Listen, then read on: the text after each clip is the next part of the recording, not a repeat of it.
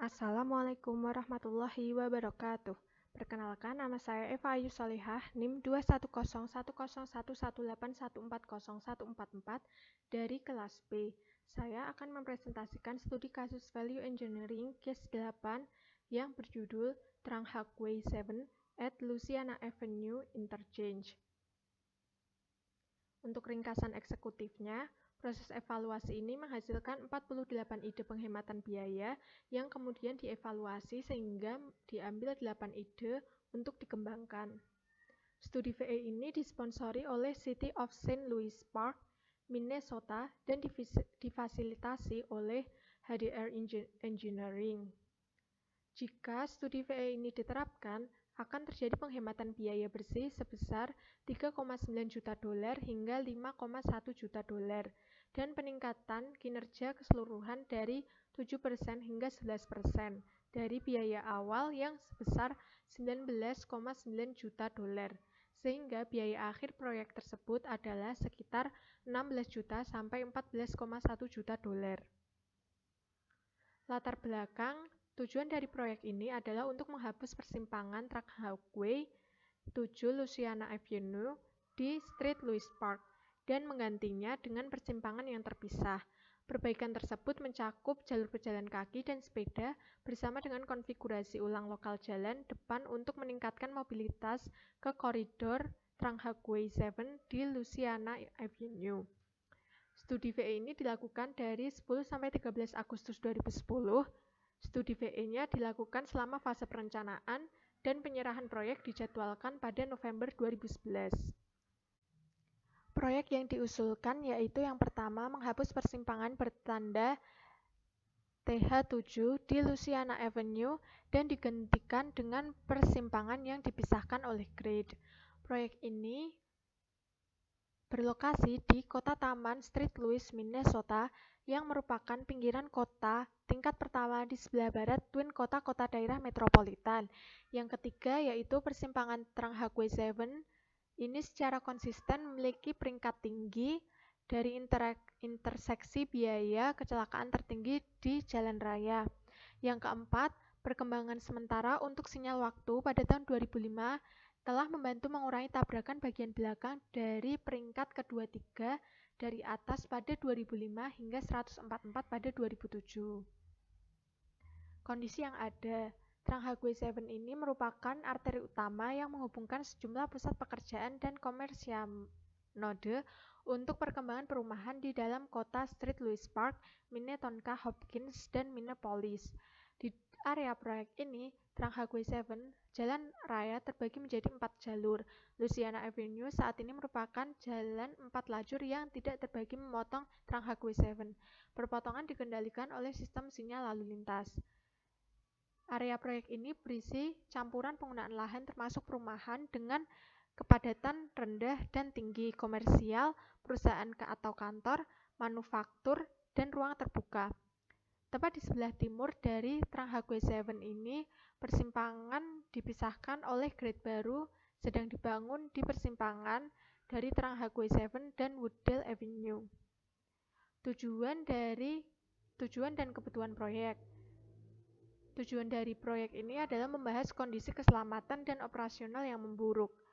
Kondisi yang kurang memadai ini mengakibatkan banyak crash dan menyebabkan kemacetan tingkat tinggi, sehingga proyek ini juga dimaksudkan untuk meningkatkan gerakan pejalan kaki dan sepeda melintasi Trang Hak Way 7 yang diperkirakan akan meningkatkan pembangunan dan pengoperasian stasiun LRT masa depan di sepanjang Louisiana Avenue. Perbaikan transportasi ini juga akan mendorong perkembangan ekonomi di daerah tersebut. Masalah proyek. Hari pertama penelitian termasuk presentasi proyek, yaitu tinjauan umum oleh tim desain dan kunjungan situs. Ringkasan masalah utama proyek, pengamatan kunjungan lapangan dan proyek driver diidentifikasi selama sesi ini, yaitu yang pertama ada Profil yang diusulkan pada Trang Highway 7 Barat, Louisiana Avenue akan membuat efek roller coaster. Beberapa utilitas di persimpangan, kondisi lapangan yang ada, kondisi yang sangat ketat untuk pementasan konstruksi dan lalu lintas Avenue Louisiana dapat ditangani oleh satu jalur dalam desain yang diusulkan, kemudian ada rute bus di sepanjang Walker Street, dan perpanjangan siklus sinyal saat ini terlalu panjang. Untuk model biaya atau cost model, yaitu Ketua Tim VE menyiapkan model biaya dari perkiraan biaya baseline, yaitu disediakan oleh tim proyek. Kesimpulan itu dicatat oleh tim VE mengenai biaya proyek, yaitu yang pertama ada item roadway termasuk akun bituminous untuk 33% dari biaya proyek. Yang kedua, ada pemindahan tanah dan kotoran yang terkontaminasi pada Trang Highway 7 adalah 23% dari perkiraan. Yang ketiga, ada jembatan baru di Louisiana Avenue, yaitu 13% dari perkiraan. Yang keempat, yaitu tidak ada perkiraan biaya untuk akuisisi hak jalan. Kemudian ada tidak jelas apa yang disertakan dengan barang-barang contaminate, soil removal, dan backfill atau penggalian mak dan pengisian ulang. Tim merasa dibutuhkan tumpukan kertas dalam jumlah besar selama operasi ini, tetapi tidak tahu apakah biaya tersebut dalam perkiraan. Kemudian yang terakhir yaitu tidak diketahui di mana tanah terkontaminasi perlu dibuang. Ini bisa menjadi barang dolar yang sangat besar. Metode lain yang digunakan yaitu diagram fase. Diagram fase untuk proyek ini menunjukkan mengurangi konflik, meningkatkan mobilitas, dan membuat akses sebagai fungsi dasar dari proyek ini. Fungsi sekunder utama meliputi konstruksi pertukaran dan konstruksi panggung. Tim VE memberi pemahaman tentang alasan desain proyek dan fungsi mana yang menawarkan peluang terbaik untuk meningkatkan biaya atau kinerja. Ini untuk biaya cost model. Yang pertama ada roadway. Itu membutuhkan biaya sebesar $6.526.500. Yang kedua, yaitu ada engineering total 20% of construction, yaitu membutuhkan $3.314.202. Yang ketiga ada soil removal, membutuhkan sekitar $3 juta. Kemudian ada jembatan atau bridge, membutuhkan $2,5 juta. Retaining wall membutuhkan sekitar $2,5 juta. Mark excavation membutuhkan sekitar $1,3 juta. Median barrier membutuhkan $331 juta. Dan dewatering membutuhkan $198.000. Sehingga total estimasi biaya awal yaitu sebesar $19.885.215 juta. Ide evaluasi yaitu tim VE menghasilkan dan mengevaluasi ide-ide tentang bagaimana melakukan berbagai fungsi. Daftar ide dikelompokkan berdasarkan fungsi atau elemen proyek utama. Ide-ide ini dibahas sepenuhnya dan kelebihan dan kekurangan masing-masing terdaftar. Proses evaluasi mempertimbangkan 7 atribut yang mempertimbangkan aspek-aspek utama dari kinerja proyek. Yang pertama ada operasi arus utama atau mainline operations. Yang kedua ada operasi lokal atau local operations. Yang ketiga ada daya rawat atau maintainability. Yang keempat ada dampak konstruksi. Yang kelima ada dampak lingkungan. Yang keenam ada jadwal proyek. Dan yang ketujuh ada resiko. Tim VE membandingkan setiap gagasan dengan konsep dasar untuk setiap atribut kinerja untuk menentukan apakah itu lebih baik, sama dengan, atau lebih buruk daripada konsep asli. Semua ide yang dihasilkan selama fase kreatif menggunakan teknik brainstorming. Dicatat pada formulir evaluasi ide. berdasarkan informasi yang tersedia bersama dengan kendala dan keputusan pengendalian yang diberikan kepada tim VE pada saat penelitian. Banyak ide tidak maju untuk rekomendasi atau pertimbangan desain. Ide-ide ini cacat vital atau konsep dasar atau ide lain terbukti menjadi peningkatan nilai yang lebih tinggi setelah diskusi dan evaluasi awal dibuat. Kemudian, tim VE menghasilkan beberapa ide untuk pertimbangan oleh tim proyek. Item-item ini mewakili ide-ide yang sifatnya relatif umum dan dicantumkan di bawah ini, yaitu menggunakan MSA walls, menurunkan bukit profil, kemudian menggunakan harga rendah untuk baja, menggunakan 2 jembatan sebagai pengganti, membuat tanda jembatan, menyertakan transit dalam desain akhir, mempertimbangkan penggunaan kebun hujan di bundaran dan boulevard, menggunakan beton dan bukan aspal untuk permukaan penggerak bundaran, dan menggunakan konstruksi jembatan yang dipercepat.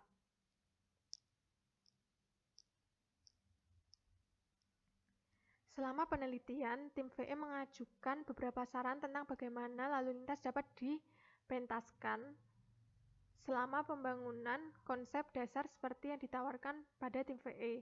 Jadi ini adalah rekayasa lalu lintas yang digunakan untuk pada saat proyek ini dilaksanakan. Yaitu yang pertama, ada gagasan yang pertama, yaitu membangun bundaran pertama dengan jalan selip sementara, memindahkan persimpangan Louisiana Avenue, dan yang ketiga, membangun Trunk Highway 7 1,5 pada satu waktu. Kemudian ide yang kedua, menggeser lalu lintas ke selatan. Ide yang ketiga, menggeser Trunk Highway 7 ke selatan menggunakan Lake Street. Dan yang keempat, menggeser Louisiana Avenue ke timur selama penurunan profil. Hasil rekomendasi VE. Yang pertama yaitu VE nomor 1A, perbaikan tanah. Desain aslinya yaitu mengganti tanah yang terkontaminasi kotoran dengan timbunan. Diasumsikan membutuhkan terpal sementara dan menopang untuk mempertahankan penggalian yang stabil. Kedalaman diperkirakan mencapai 35 kaki untuk pemindahan di daerah Jembatan Barat. Rekomendasi desain yaitu menggunakan teknologi perbaikan tanah daripada menggali kotoran. Yang pertama, pencampuran tanah dalam sebagai penggantian galian. Yang kedua, bisa mengganti dengan kolom batu, fibro-compaction atau densifikasi. Untuk biaya awal yang dibutuhkan yaitu sebesar 4,4 juta dolar. Biaya rekomendasi untuk biaya awal sebesar 4,4 juta dolar. Biaya rekomendasi yaitu 2 juta dolar untuk pencampuran tanah dalam dan sehingga menghasilkan penghematan biaya sebesar 2,4 juta dolar. Desain dasar memerlukan penyelidikan permukaan untuk menentukan metodologi perbaikan tanah yang harus digunakan pada proyek ini. Rencana saat ini adalah membangun tanggul yang sangat besar di timur dan barat untuk mendukung pendekatan jembatan. Terdapat faktor risiko dengan tanah, yaitu penyelesaian dan stabilitas lereng tidak dapat diprediksi. Semua metode perbaikan tanah akan digunakan untuk mengontrol pemukiman atau meningkatkan kekuatan untuk pembangunan tanggul pendekatan jembatan barat. Untuk metode yang digunakan yaitu yang pertama ada deep soil mixing. Deep soil mixing ini cocok pada tanah gambut terutama jika pH rendah. Untuk yang kedua yaitu stone columns atau kolom batu hanya dapat dipasang sampai kedalaman 35 kaki untuk struktur kecil seperti pijakan jembatan. Yang ketiga ini yaitu fibra compaction untuk daerah berpasir, yaitu untuk memadatkan bahan granular. Yang keempat ada blast densification yaitu meningkatkan kepadatan pasir lepas. Metode ini sangat tidak mungkin digunakan untuk proyek ini, karena jarang digunakan di perkotaan karena potensi kerusakan pada struktur yang berdekatan. Dan yang terakhir adalah dynamic deep compaction. Untuk tanah gembur tidak cocok untuk tanah gambut. Kemudian VE yang kedua yaitu VE nomor 1B, lightweight fill. Desain aslinya mengganti tanah yang terkontaminasi kotoran dengan timbunan. Diasumsikan membutuhkan terpal sementara dan menopang untuk mempertahankan penggalian yang stabil. Kedalaman diperkirakan mencapai 35 kaki untuk pemindahan di daerah jembatan barat. Rekomendasi desainnya menggunakan EPS geofoam atau ban robek jembatan di atas material yang dapat dikompres dengan timbunan isian yang ringan. Untuk biaya awalnya yaitu membutuhkan 4,4 juta dolar, biaya rekomendasi 2,2 juta dolar sehingga mendapat penghematan biaya sebesar 2,2 juta dolar. Ini untuk gambar EPS blok geofoam yang sedang dirakit. Ini untuk blok styrofoam dipasang di belakang dinding penahan untuk tanggul jembatan. Karena kemungkinan kontaminasi blok styrofoam dari minyak bumi, maka lempengan beton atau penghalang lainnya harus ditempatkan di antara blok tanah dan tanah alam, blok geofoam dan tanah alami. Ini filter. Kemudian VE nomor 1C, pile supported fill. Desain aslinya yaitu mengganti tanah yang terkontaminasi kotoran dengan timbunan. Diasumsikan membutuhkan terpal sementara dan menopang untuk mempertahankan penggalian yang stabil. Kedalaman diperkirakan mencapai 35 kaki untuk pemindahan di daerah jembatan barat. Rekomendasi desain menggerakkan atau memasang tiang pancang, beton atau baja, atau dapat menggunakan tiang pancang auger atau kolom batu juga di area di mana tanah yang dapat dimampatkan dapat menjangkau material yang bermasalah. Membangun tikar tanah yang diperkuat di atas tumpukan untuk mendukung jalan atau jembatan pendekatan tanggul. Biaya awal yang diperlukan yaitu 4,4 juta dolar, biaya rekomendasi sebesar 1,9 juta dolar, dan menghasilkan penghematan biaya sebesar 2,5 juta dolar. Kolom ini mendukung tanggul dengan platform transfer beban yang diperkuat geosintetik. Tanggul didukung kolom tiang pancang. VE yang nomor 2 yaitu lereng bertulang. Desain aslinya menggunakan dinding cantilever beton cast in place jika diperlukan. Rekomendasi desain mengganti dinding CIP dengan lereng curam yang diperkuat jika memungkinkan. Footprint akan lebih luas jika digunakan lereng 70 derajat atau 45 derajat. Biaya awal yang diperlukan 2,2 juta dolar, biaya rekomendasi 1,1 juta dolar sehingga menghasilkan penghematan biaya sebesar 1,1 juta dolar. Ini gambar kemiringan atau talut berkekuatan selama konstruksi. Ini untuk desainnya. Kemudian yang selanjutnya yaitu VE yang nomor 3, yaitu single lane roundabout. Desain aslinya direncanakan memiliki 2 jalur di setiap arah di Louisiana Avenue di bawah jembatan Trunk Highway 7 yang menghubungkan bundaran utara Walker Street ke bundaran selatan Walklade Street. Kedua bundaran adalah 2 jalur. Kemudian setelah dilakukan rekomendasi desain yaitu Louisiana Avenue dan bundaran dibangun dengan hanya 1 jalur di setiap arah. Dapat diperluas di masa depan ketika tingkat layanan turun. Ini tidak membutuhkan biaya awal sehingga terdapat penghematan biaya sebesar 0,5 juta dolar. Dalam metode kapasitas, masuk setiap kaki tergantung pada volume sirkulasi. Hasil program jika volume dibagi kapasitas atau V per C di bawah 85%, maka bundaran menggunakan jalur tunggal. Apabila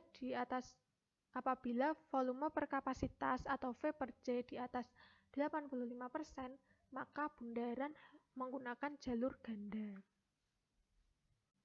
Untuk VE nomor 4 yaitu menghapus median di Louisiana Avenue. Desain aslinya, opsi garis dasar menunjukkan peningkatan median di Louisiana Avenue. Saat ini ada peningkatan median di seluruh area proyek. Untuk rekomendasi desainnya, direkomendasikan bahwa median yang sangat terangkat dihilangkan dari desain untuk memberikan jalan lebih dari nuansa lingkungan, dan berpotensi memberikan beberapa ukuran menenangkan lalu lintas dan permukaan yang kurang tahan air. Ini menghemat biaya sebesar $0,1 juta. Ini untuk desainnya dari menghilangkan median. Kemudian VE nomor 5A yaitu Tight Urban Diamond Interchange. Desain aslinya, ide dasar menyediakan akses ke Trunk Highway 7 melalui landai kait tombol yang terletak di kuadran timur laut dan barat daya. Semua lalu lintas masuk dan keluar diarahkan melalui persimpangan dengan jalan lokal atau Lake Street dan Walker Street yang kemudian terhubung ke Louisiana Avenue melalui bundaran. Rekomendasi desainnya yaitu menggunakan rencana dan profil yang sama dengan ide dasar. Untuk ringkasan biayanya yaitu biaya awal sebesar $16,5 juta, biaya rekomendasinya sebesar $15 juta, dan penghematan biaya didapatkan sebesar $1,5 juta. Ini untuk gambar dari Tight Urban Diamond Interchange. Kemudian VE nomor 5B, Single Point Roundabout Interchange. Desain aslinya yaitu 4 bundaran dibangun untuk mendapatkan lalu lintas Trunk Highway 7 ke atau dari Louisiana Avenue menggunakan persimpangan kancing. 2 bundaran adalah persimpangan Cikancing yang menerima lalu lintas jalan dari atau ke Trunk Highway 7 dengan jalan depan, yaitu Lake Street dan Walker Street. 2 bundaran dibangun di Louisiana dengan jalan depan tersebut. Rekomendasi desainnya membuat persimpangan bundaran titik tunggal dengan bundaran jalur tunggal konvertibel yang mengakomodasi lalu lintas jalan ke atau dari Trunk Highway 7. Bundaran titik tunggal akan berada di Louisiana dan akan dibentang oleh Trunk Highway 7. Bundaran jalur tunggal yang dapat dikonversi masih akan dibangun di persimpangan Louisiana atau Danau dan Louisiana Walker. Hal ini menghasilkan penghematan biaya sebesar $0,3 juta. Ini untuk gambarnya, ini untuk bundarannya.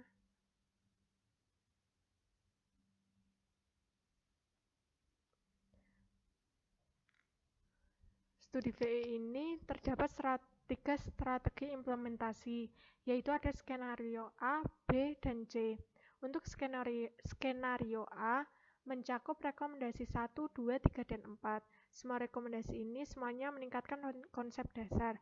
Secara kolektif, memiliki penghematan biaya sebesar $4,1 juta dan peningkatan kinerja keseluruhan yaitu sebesar 8%. Yang kedua ada skenario B, merekomendasikan Tight Urban Diamond Interchange yaitu Value Engineering nomor 5A dikombinasikan dengan rekomendasi 1, 2, dan 4, memiliki penghematan biaya bersih sebesar $5,1 juta dan keseluruhan peningkatan kinerja sebesar 7%. Yang ketiga ada skenario C, merekomendasikan Single Point Roundabout Interchange VE nomor 5B, rekomendasi dikombinasikan dengan rekomendasi 1, 2, dan 4 memiliki penghematan biaya bersih sebesar $3,9 juta dan peningkatan kinerja keseluruhan sebesar 11%. Ini untuk tabelnya, ini untuk deskripsi setiap proyeknya.